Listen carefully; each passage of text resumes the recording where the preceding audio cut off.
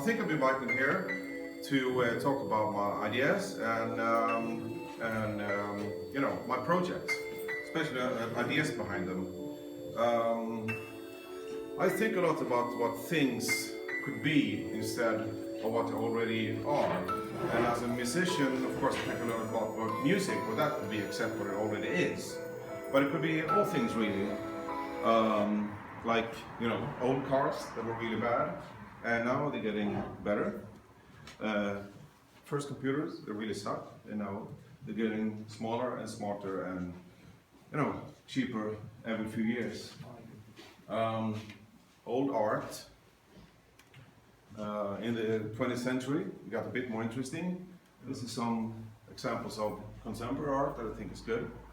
And this is a piece of art that was bought by the Museum of Modern Art in New York. So they made a statement last year that the code, computer code, is also art.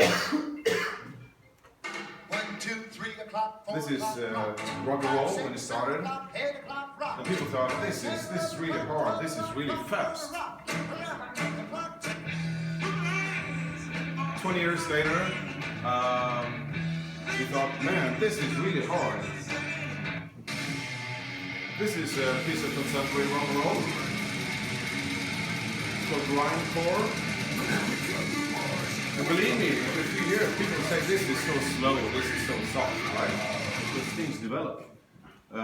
When I started to make music, this is what you needed to make it sound okay. And today, of course, this is all I need, and it costs like 100 euros, something like that. Remember when I'm an old man, so when I bought my Sony Walkman in the 80s, I thought it was really great. You had 45 minutes of music on each side and maybe battery time of 3-4 hours. If I then would know what I have today to find music, to share music and to create music, I wouldn't believe it, you know? And if I today will know what I have in the future, I just know that I can't even imagine what it will be. I think for me music is really important. I think it's a part of the human construction. I think it came with us human when we became human. This is the oldest music instrument that has been found. It's a flute that is 35,000 years old. And when you play that flute, it's the same scale that we use today to make pop, most pop songs. So I believe that music came with us when we became humans. So to explore this, we gave synthesizers to the monkeys of the Stockholm Zoo, Skansen, to see if they had any musical skills. They didn't. They were really, really bad. So they suck. So that experiment wasn't that big success. But then I heard about an experiment performed by a primate researcher and the English producer Peter Gabriel, when they gave a synthesizer to a bonobo, which is the second smartest creature on Earth except us. Pretty much like we were, I think, a couple of millions of years ago. And this 30-year-old female, she's told to listen and only play on the white keys. And if you follow this video, it's really interesting. She finds the octave and she listens to Peter Gabriel, who's playing in the background, and it seems like she's a little bit understand music. So I think it's, you know, it's a part of the human construction. 7 years ago, we made a project where we send specially composed music into space from the Swedish space station S-Range outside Kiruna. And it was meant like a business card from humanity. It's very not so humble project, influenced by a project NASA did in the 70s when they sent 2 space probes, the Voyager 1 and 2, and they had a golden vinyl disc aboard with also some plaque with a picture of a man and a woman in the solar system, and this is a hydrogen atom, which is a reference in size, so the aliens will know that we're not the size of mountains or the size of dust, which is very good so you don't inhale your new friends. by mistake. But on the flip side, it was music from Earth. Some sounds from Earth, but lots of music. And NASA decided that was the best thing to send from us humans. And I think it is because music can never be misunderstood. And also because it comes from very deep from who we are. Alzheimer's patients that no longer remember the relatives' names or faces, but when they listen to the music that they once remembered, they remember the music, and then they also start to remember their loved ones. So music touches us deep. And music and exercise and sports. I did the music for the European Indoor Athletes Championship in 2013. And when the Swedish long jump star, Michel Tornéus, producer of this event, said, Michel likes his hip-hop beat. Can you do something with that? So I did that on the spot. Added some whooshing sound, and we played it with the big speakers. And yes, it's a new Swedish record. So, you know, the question occurs, is musical doping, would that be possible? I think it could be possible. Is it legal? I don't know, but it's worth exploring. Last year I did a project with music and driving. There's a lot of research that trying to find out the connection between listening to the wrong music and driving too fast or getting sleepy or not focused. So we collected a lot of research. Music to make you focused as a driver should in general be around 80 beats per minute. Kind of has a slow chord progression, and it should be played around 70 dB in the car. So it's quite, there has been a lot of research about that. But if you travel a long distance, I should take down the volume a bit maybe.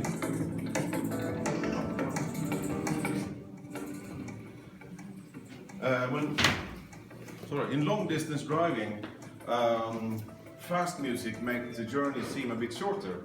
So therefore I made music that is fast and slow at the same time. You can choose how to listen to it.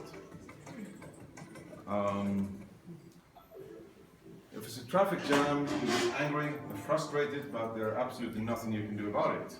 So this song starts with a breathing tempo, actual breathing sounds as well, of an angry person, or me when I'm angry. And then it slows down all through the song, just like most breathing exercises and mindfulness exercises. So hopefully if you follow that song, you'll get nice and smooth, and then the traffic start running again. And there were music for nighttime driving, city driving, etc. And then one that is not so scientific maybe, which is when you need to pee, but that's a very real problem. Yeah. So, instead of music being in the background to help you focus, in this case you want to focus on the music.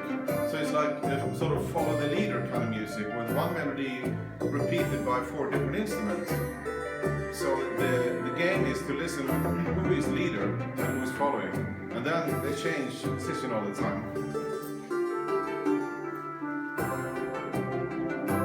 So hopefully we'll listen to that, you focus on the music, and then you forget that you need to go to pee, and there's a gas station and you can go out and do that. So music affects us deeply, and sounds affect us a lot. I made this project with a project called Stockholm Noise, with an ethnologist called Elin Fransén. We work with annoying city urban sounds. In Stockholm we go by the underground, especially one Linus Tekniska Högskolan. If you're in one of the old cars, the squeaking brakes are just terrible. So people stick fingers in the air, especially in the summer times when the windows are open. But at the same time, people can go to a concert with contemporary music, and it sounds even worse, you know? And they pay to go there. But then they listen with music ears, and that's a big difference. So I believe that you can choose how to listen to music, to the sounds in the city, and make life easier. So some sounds makes us stressed and tired, and we consider them ugly, and they are mostly mechanical sounds. And some sounds make us calm.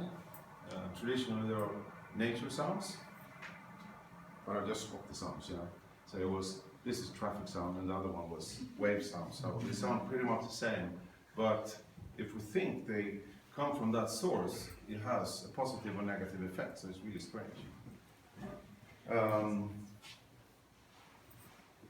So I think that the idea is that if we choose to listen to the annoying sounds around us as if it was music, life in the city can be easier. So the idea of noise cancellation could be done with absorbing materials, quiet asphalt, stuff like that. But we tried another method. So we collected the 5 ugliest sounds in the cities, and we had 5 different artists to record that sound. And then they took the sounds into the studio and made it into music. And then they performed that song made of the ugly sounds in that noisy environment. So here's beautiful Noise Bud who performed the song in the McDonald's kitchen. And suddenly, you know, all these terrible beeps from the fire and slamming of different tools and meat become kind of pleasant. And then we interviewed guests and employees what they thought about that.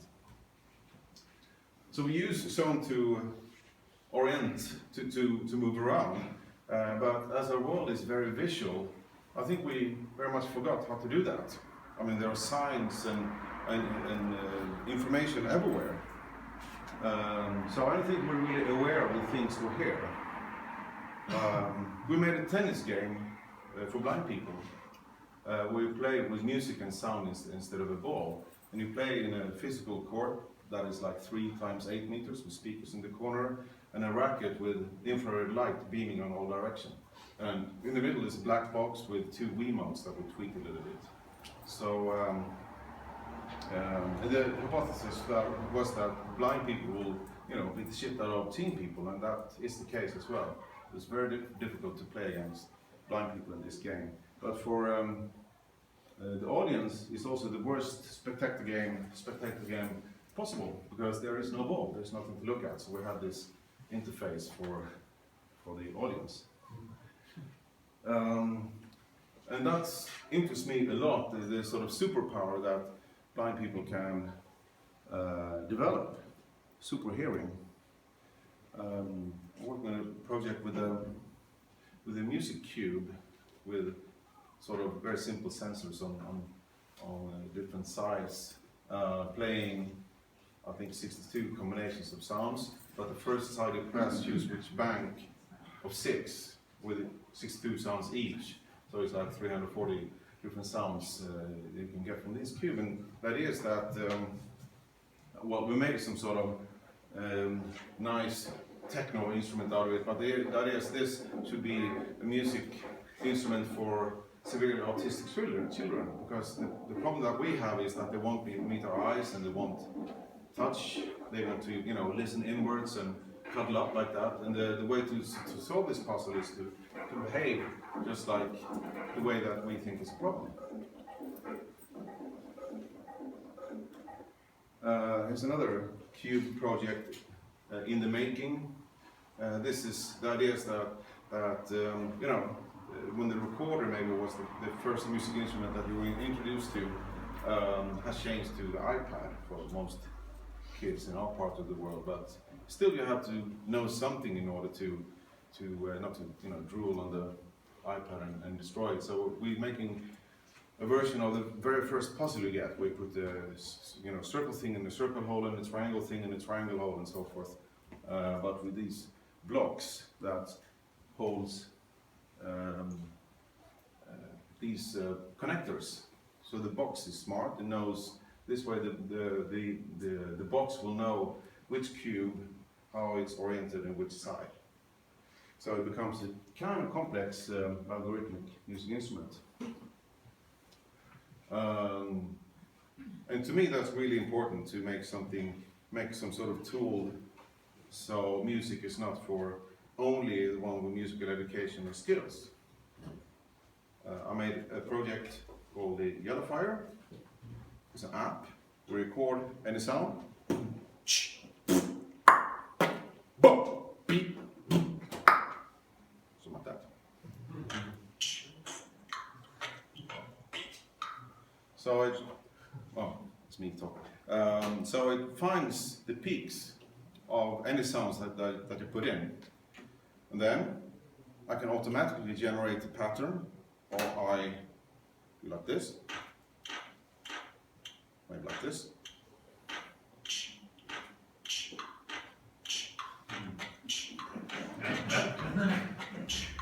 And I add effects like this.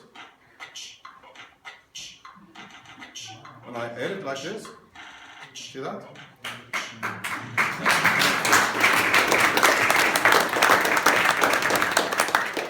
Pitch like this, so it's very, very fast. And then of course I can add other instruments really, really fast.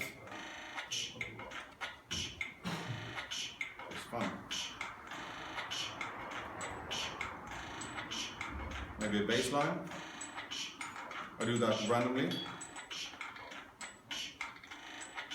And edit a song like that. So I can literally make a really funky song in a minute. So this project, I'm going to talk a little bit about how it is evolved. It started as an app, and I did that in collaboration with these old gentlemen, Yellow from Switzerland. And then we hooked up with Volkswagen that made this app a tool to come up with sound logo for the electric car Up. And it was a nice competition. You could actually win a car by making a song in an app.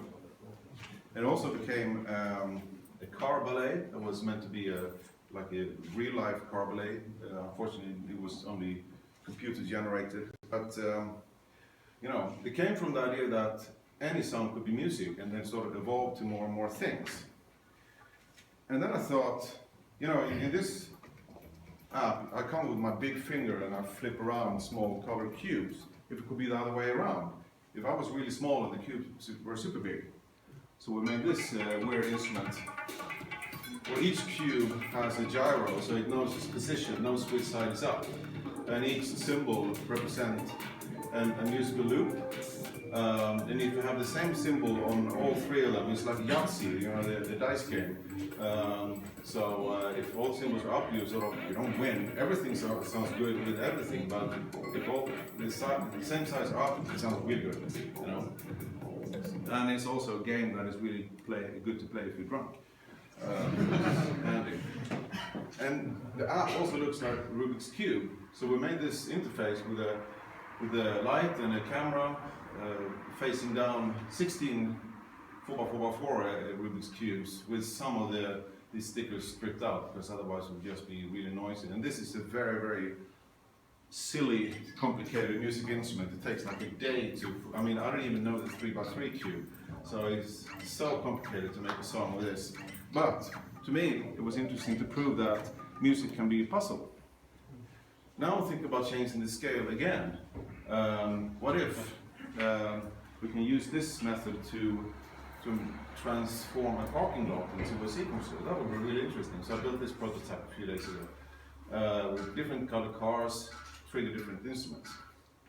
Kind of pointless, isn't it? But it would be very cool. So another project about scale, but also how design can sort of provoke the behavior that you're interested in. This drum machine was originally made for the International Airport of Stockholm, and it's so big, so you have to make friends, new traveler friends, in order to play it. The thing is, the buttons hold the bass drum, snare drum, and hi-hat, but you have to hold them in order to make them sound. So it becomes like Spider-Man playing Twister. But it provokes behavior for the people that make it. And this is also a game. So if you find 3 tones that are hidden amongst these drum sounds, you level and you get new drums. So music can also be a game. We did this project just recently for the Tekniska Museum, the new science center, which is the music instrument you control with your brain waves. That is, if you haven't been there yet, go to Megamind, check that out. It's so difficult to play. It's difficult, Really yes. fun. Yeah. Very interesting. This is a music tree we did for the new concert hall in Malmö. This is a bar where you create music with your drinks. And it's built on a system called Reactable from the University of Barcelona, but we made a little twist. So in some songs, each glass should have a wine, and each glass controls a musical component from the country that the wine comes from. So, you know, the South African pinotage control a rhythm that sounds like K-pop, and this Argentinian accordion, there is a Spanish castañet for the Rioja and so forth. So there is a strong connection between sound, music and taste. So this is it's an optical system, because also a bar could be very messy, you know. So we don't want to use Microsoft Surface on this one. This is also an instrument on the new Technical Museum, where you play by touching different surfaces, and you touch each other, and there are animations and sounds that comes out of that. And this was made in collaboration with different groups of disabled people. And it doesn't really look like a guitar, does it? It's something different. So I work with a lot of different ideas, and as I'm an artist, you know, a scientist, the project, they don't really have to make profit, and they don't even have to make sense. As you probably noticed already, very often I don't have a plan or a hypothesis to start with. Sometimes there is no budget, sometimes I get paid, sometimes I fail, but more often, you know, I succeed and something comes out of it. So I was thinking about, you know, probably know Elon Musk, the entrepreneur. This was his first project, space game for Amiga. Not so impressive. But then he made PayPal, Tesla, SpaceX. More impressive, I think. The guys that gave us graphene, this amazing new material, one of their early projects was the levitating frog. You know, they proved that if you put a little frog in a strong magnetic field, the frog becomes magnetic and can float. So that's very cool, but it's not very practical. Not for the frog. No. This is a card game that we're working on right now that is supposed to, we play by making elevator speeches. To train, coming up with ideas like an athlete is training. So I believe that ideas is like the opposite of money. If you share it with someone, you both get twice as rich. Yeah, so I hope that today will show some brilliant new ideas. And maybe you come up with a project that is so good, so it takes off and it becomes your business. And I think it's important not to stop there, because your best idea, you haven't still come up with your best idea in your life. That's for sure. It's always ahead of you. Thank you.